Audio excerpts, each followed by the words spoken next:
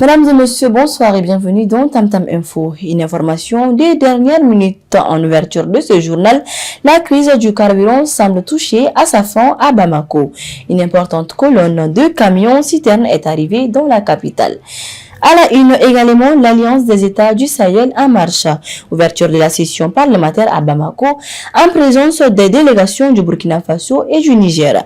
Le Mali à Rome pour défendre son coton. Le ministre de l'Industrie et du Commerce a plaidé pour un commerce mondial plus juste.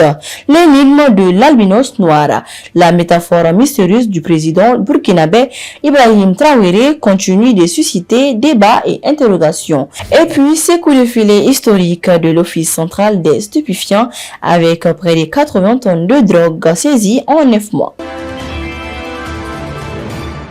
C'est la nouvelle que tous les Bamakois attendaient. Le soulagement est enfin là. Une importante colonne de camions citernes de carburant escortés par les forces armées maliennes est bien arrivée dans la capitale. Nos équipes étaient sur place à Faladja pour assister à la réception du convoi par l'Office malien du pétrole, l'OMAP, lors d'un point de presse.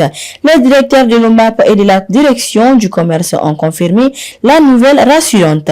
Les populations pourront constater dès demain, mercredi, une amélioration nette de l'approvisionnement. Cette arrivée massive devrait mettre fin aux pénuries et à la spéculation de ces derniers jours. La construction de la Confédération des États du Sahel a franchi une nouvelle étape avec l'ouverture solennelle de la session d'octobre du Conseil national des transitions à Bamako. La cérémonie présidée par le général du corps d'armée Malik Diaw a été réchauffée par la présence des délégations parlementaires du Niger et du Burkina Faso. Dans son discours d'ouverture, le président du CNT a planté les décors d'un débat budgétaire qu'il veut réaliste et rigoureux. Il est également revenir sur les récents actes de souveraineté de l'AES, saluant le retrait de la Cour pénale internationale et le dépôt d'une plainte contre l'Algérie. La défense des intérêts du Mali se joue aussi sur la scène économique internationale. Le ministre de l'Industrie et du Commerce, M. Moussa Alassane Diallo, a représenté notre pays aujourd'hui à Rome, lors de la journée mondiale du coton organisée par la FAO. À cette tribune, il a rappelé le poids vital de l'or blanc pour l'économie malienne, qui fait vivre près de 4 millions de personnes.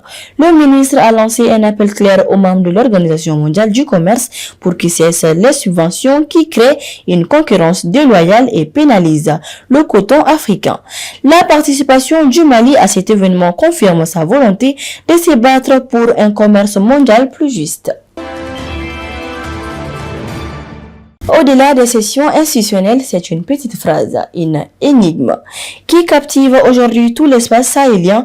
Dans une grande interview, le président du Faso, le capitaine Ibrahim Traoré, a lancé cette métaphore. Bientôt, nous parlerons d'un albinos noir qui va apparaître et la guerre va finir très vite.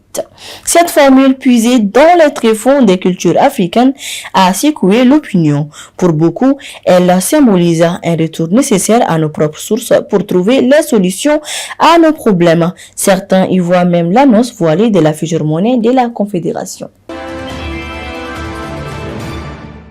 Sur le front de la sécurité intérieure, l'Office central des stupéfiants a frappé un grand coup.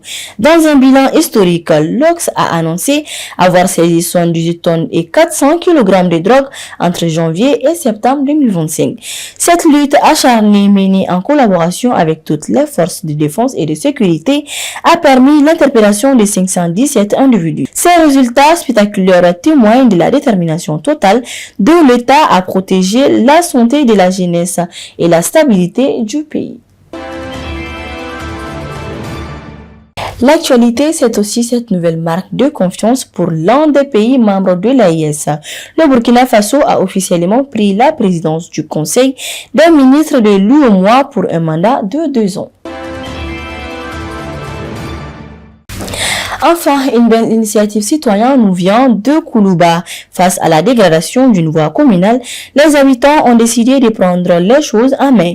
Ils ont déjà collecté des millions de francs CFA et mobilisé la jeunesse pour participer aux travaux de réhabilitation.